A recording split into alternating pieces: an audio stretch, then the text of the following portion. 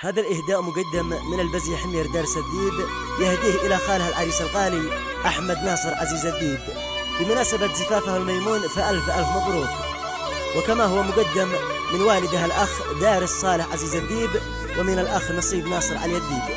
تم التسجيل بحضور الشاعر الكبير أبو رباب برهان الربادي، أداء الشاعر أبو محضار القحطان.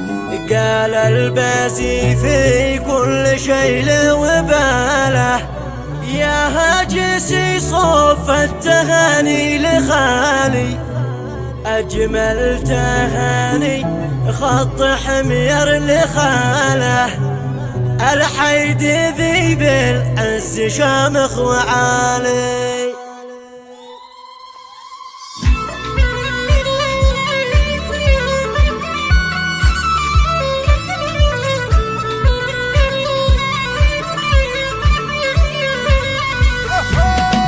بسم الله الرحمن رب الجلالة، بسملت بالرحمن بأول مقالي. قال البازي في كل شيء له باله، يا الهاجسي صوف التهاني لخالي.